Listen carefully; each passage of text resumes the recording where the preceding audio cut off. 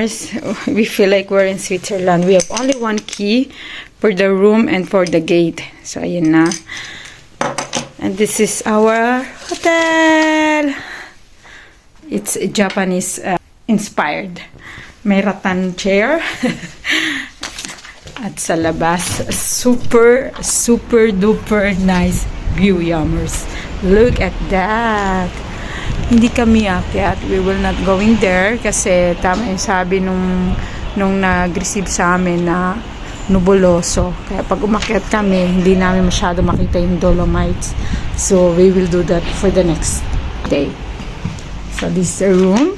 We requested na painit ng tubig kasi nga we need to drink hot water. Aming baggage. Nandyan pa.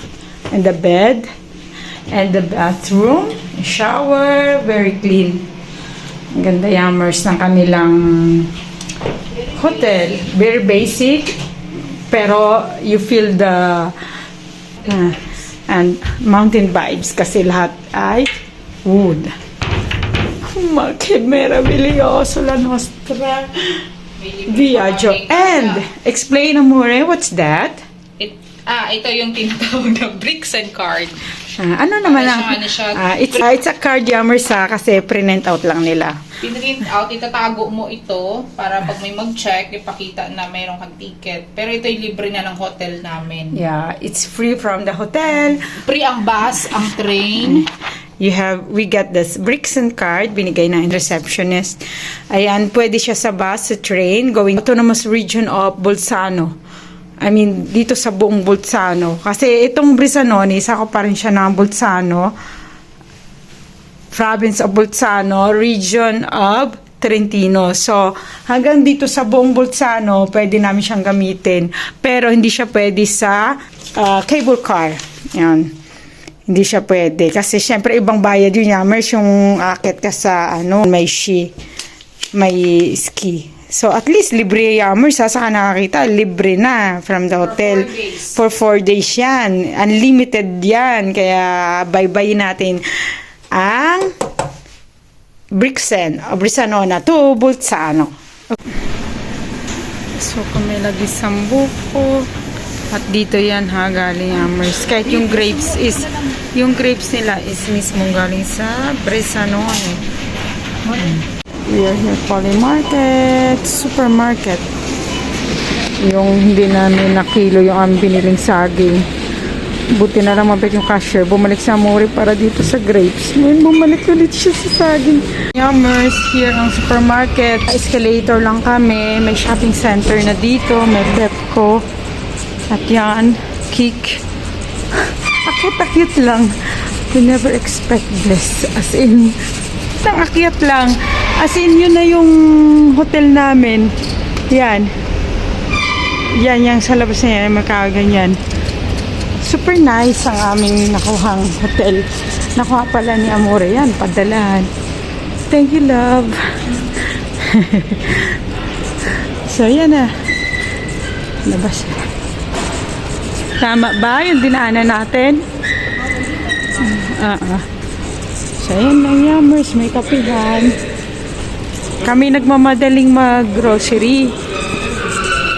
Dahil sa hotel walang dinner, may breakfast siya. Bili kami tubig. Dahil bukas, 25 and 26 is holiday. Holiday dito sa Italy. Kasi 26 is Santo Stefano, kaya holiday din yun dito. Basta mga birthday na santo. Ang lamig, super. Ayan na, hotel namin. Sa supermarket is downstairs. May siya, yan, pasticceria, bakery. Ayun, Yammers, kaya hindi kami umakyat sa bundok. Makikita nyo. View from the terrace dito sa aming hotel.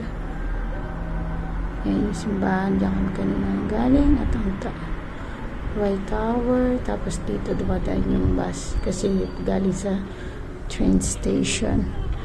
Yan, puno-puno ng ilaw ang kabundukan. Hanggang doon sa tuktok, Yammers, may ilaw.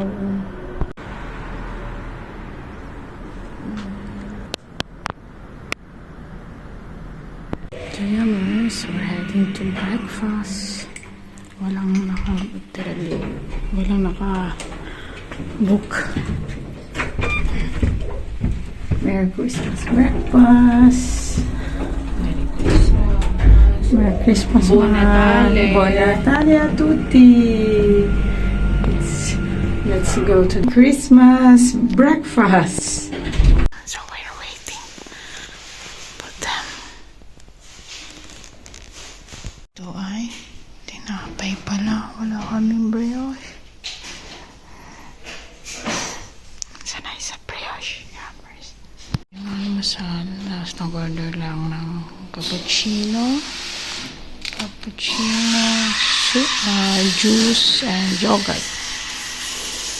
So we start with the bread and butter.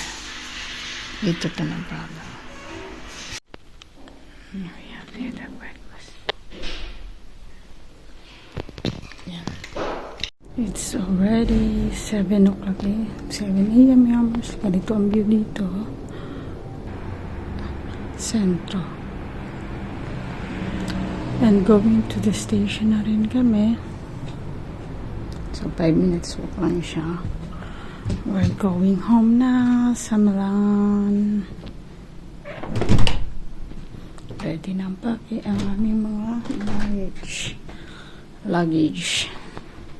Yung review namin sa hotel na to is very nice siya. First, very comfortable sa lahat ng meron ng hotel. Pag may kulang kayo, pwede namang mag-ask sa receptionist. Then, accessible siya sa lahat ng transportation, train, and bus. So, very, very nice itong nakita ni Amore na hotel sa booking. And, affordable siya. Dito lang yung mura na nakita niya sa site. Kasi pagdating dito sa Alto Adige, mahal talaga ang mga hotel, and wala ditong B&B Hammer. So, sa ganda ng place, mahal talaga lahat. Pero murang pagkain, di ba? Malapit siya sa sentro, dun sa church, sa night market, at malapit siya sa lahat. Basta ganun. Sa Brixen, pag nag-hotel kayo sa Alto Adige, recommend din namin ng Brixen kasi mura na at maganda pa ang accessibility ng transportation. Kung saan yung pumunta kagaya ko, pumunta ka lagi the Bryce, ng Bruneck, ng Bolzano, ng Merano.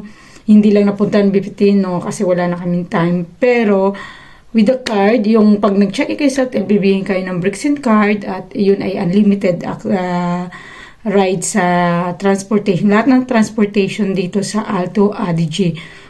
At recommend ko rin sa inyo na mag-download kayo ng app para alam nyo yung oras. Kagaya ko Yammers na wala na ako ng battery sa cellphone ko kahapon. Buti nila may booklet. Nakita ko yung mga oras ng biyahe.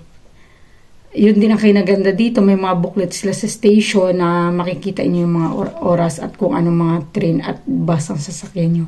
So, yun lang. Napakagandang experience dito sa Alto Adige, lalo din dito sa Bressanone. Napakaganda yung kanilang place. Dapat bisitahin talaga dahil maganda ang kanilang night market pag Pasko. Yun lang yung Hammers po. 25, 26 asahan nyo, sarado lahat. Pero ang kinaganda dito is sa baba niya, supermarket, mura din at doon ay mga pagkain din na mismong galing dito sa lugar or dito sa buong Alto Adige, South Tyrol. Dito sa province of Bolzano. And may bar din siya. Wala nga lang malapit ditong restaurant. Lahat ng restaurant nasa sentro. Hindi ko alam. Siguro ano ng munisipyo nila. Parang hindi siya. Etong Bressanone is parang secluded pa yung culture nila. Parang sila lang nandito.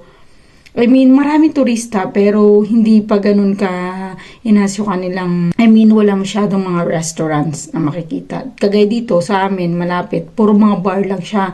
May bar din na Chinese doon.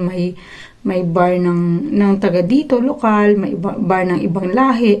Basta bar means kapihan lang, ganun. Wala siyang restaurant talaga na malapit dito sa area ng hotel namin. Pero, pwede naman kasi kayong kumain, lalo na Christmas, pwede kayong kumain sa night market or pumunta kayo ng sentro. Malapit lang, it's just 5 minutes at 6 minutes to 10 minutes, depende sa walk nyo. Yun lang, doon na kayo sa center.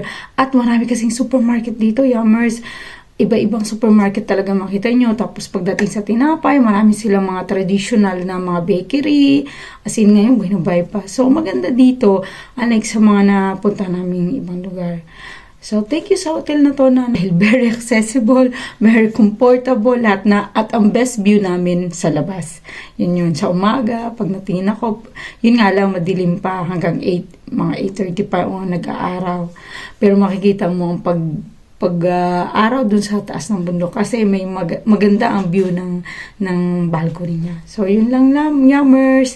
Thank you for watching our vlog here sa Alto Adige, South Tyrol.